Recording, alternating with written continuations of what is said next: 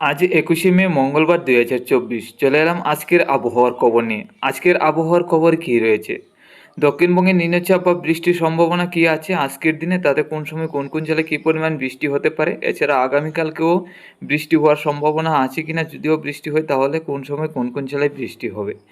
এছাড়া আগামী 24 তারিখ থেকে তো নিম্নচাপ ঘূর্ণাবর্তের কারণে প্রবেশ করবে, আর এই ঘূর্ণাবর্তের নিম্নচাপগুলি একটানা 4-5 দিন থাকার সম্ভাবনা। তা থেকে আজকের আপডেটে কী রয়েছে, ঘূর্ণিঝড়ের আপডেটটা পরিবর্তন হয়েছে কিনা তাও আমরা জেনে নেব।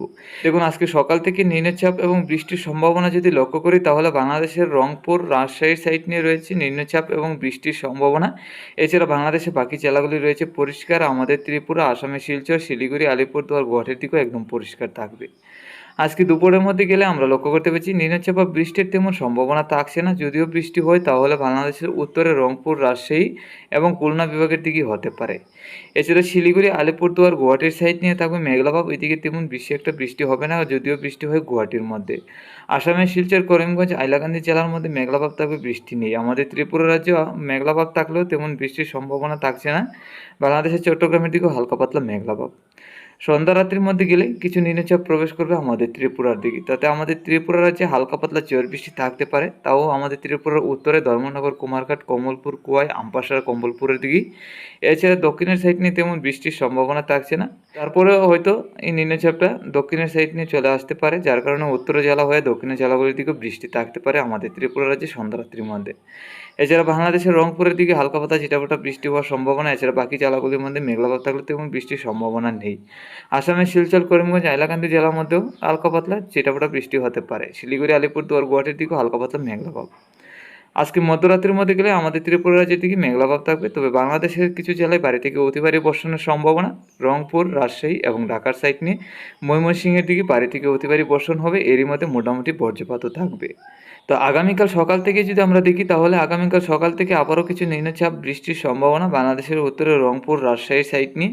এছাড়া বাংলাদেশের বাকি জেলাগুলির মধ্যে মেঘলাভাব থাকলে বৃষ্টি নেই। আমাদের ত্রিপুরা, আসামের শিলচর, করিমগঞ্জ, হাইলাকান্দি জেলার মধ্যেও মেঘলাভাব থাকবে, তাদের বৃষ্টি থাকছে না। দুপুরের মধ্যে গেলে আগামীকাল আমরা লক্ষ্য করতে পারছি বৃষ্টির তেমন সম্ভাবনা নেই। বাংলাদেশের রংপুর, রাজশাহী সাইড নিয়ে হালকা পাতলা বৃষ্টির সম্ভাবনা। আসামের শিলচর, করিমগঞ্জ, হাইলাকান্দি জেলায় হালকা পাতলা ছিটাফোঁটা বৃষ্টি হতে পারে। আলিপুরদুয়ার, গুয়াহাটির মধ্যে হালকা পাতলা বৃষ্টি হতে পারে। এছাড়া বাকি জেলাগুলির মধ্যে মেঘলাভাব থাকবে। বিকালের মধ্যে গেলে ত্রিপুরা, বাংলাদেশের একাধিক জেলা মোটামুটি পরিষ্কারই। কলকাতার দিকে নিম্নচাপ চলে যাবে, তাতে রাত্রির মধ্যেও নিম্নচাপ বা বৃষ্টির কোনো সম্ভাবনা থাকছে না। তো বন্ধুরা, এই ছিল আজকে এবং আগামীকালকের আপডেট। এখন দেখে নিচ্ছি আগামী দিনগুলির পরিস্থিতি। 23 তারিখের মধ্যে যদি আমরা নজর রাখি, তাহলে 23 তারিখে নিম্নচাপ বা বৃষ্টির সম্ভাবনাটা খুবই কম থাকবে। হয়তো এই 23 তারিখে তাপমাত্রাটা ঊর্ধ্বমুখী হবে দুপুরের। তারপর 24 তারিখ থেকে ঘূর্ণাবর্তের কারণে নিম্নচাপ প্রবেশ করতে পারে। দেখুন, 24 তারিখ থেকে আমরা লক্ষ্য করতে পারছি বাংলাদেশের চট্টগ্রামের সাইড নিয়ে কিছু নিম্নচাপ প্রবেশ করবে এবং মায়ানমার থেকে এই নিম্নচাপগুলি প্রবেশ করতে যাচ্ছে। তো 24 তারিখ থেকে আমরা 25 তারিখের মধ্যে যদি দেখি, তাতে লক্ষ্য করতে পারছি ঘূর্ণাবর্তটা মায়ানমারের উপকূলের দিকে থাকবে, তবে 25 তারিখের মধ্যেই এই ঘূর্ণাবর্তটা ল্যান্ডফল করবে না। 25 তারিখ দিনভর তেমন নিম্নচাপ থাকছে না, তবে বিকালের মধ্যে কিছু নিম্নচাপ প্রবেশ করবে বাংলাদেশ, ত্রিপুরার একাধিক জেলায়। 26 তারিখ সকাল থেকে এই ঘূর্ণিঝড়ের প্রভাব শুরু হবে বাংলাদেশের উপর, তাতে এই ঘূর্ণাবর্তের কারণে ভারী থেকে অতি ভারী নিম্নচাপ এবং মেঘলাভাব বাংলাদেশ, আমাদের ত্রিপুরা, আসামের শিলচর, করিমগঞ্জ, হাইলাকান্দি জেলায় আমরা লক্ষ্য করতে পারছি। তাতে 26 তারিখ থেকে 27 তারিখ এবং 28 তারিখ পর্যন্ত এই ঘূর্ণাবর্তের কারণে নিম্নচাপ এবং মেঘলাভাব থাকবে দক্ষিণবঙ্গের একাধিক জেলা। তাতে আমরা লক্ষ্য করতে পারছি 27 তারিখ থেকে ঘূর্ণাবর্তটা ল্যান্ডফল করবে বাংলাদেশের বরিশাল এবং খুলনা বিভাগের দিকে। তাতে কলকাতার মধ্যে তেমন নিম্নচাপ বা ঘূর্ণাবর্তটা যাচ্ছে না, ঘূর্ণাবর্তটা থাকবে বাংলাদেশের উপরেই।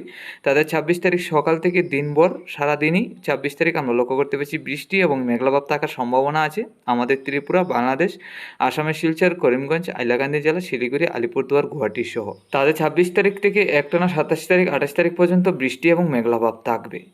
তো এখন দেখে নিচ্ছি তাপমাত্রার কি পরিস্থিতি। আজকে দুপুরের মধ্যে তাপমাত্রা লক্ষ্য করতে পারছি ত্রিপুরা, বাংলাদেশে 34 থেকে 35, আসামের শিলচর, করিমগঞ্জ, হাইলাকান্দি জেলায় 35, শিলিগুড়ি, আলিপুরদুয়ার, গুয়াহাটির দিকে 30। তো আজকে এবং আগামীকাল, এছাড়া আগামী 23 তারিখ পর্যন্ত তাপমাত্রাটা একই রকম 35 থেকে 34-এর কাছাকাছি থাকবে, তাদের তেমন বেশি একটা তাপমাত্রা ঊর্ধ্বমুখী হচ্ছে না। আর আগামী 26 তারিখ থেকে মেঘলাভাব এবং ঘূর্ণাবর্তের কারণে নিম্নচাপ প্রবেশ করবে, যার কারণে দক্ষিণবঙ্গের তাপমাত্রা আবারও কমবে, 26 থেকে 27-এর কাছাকাছি চলে আসবে।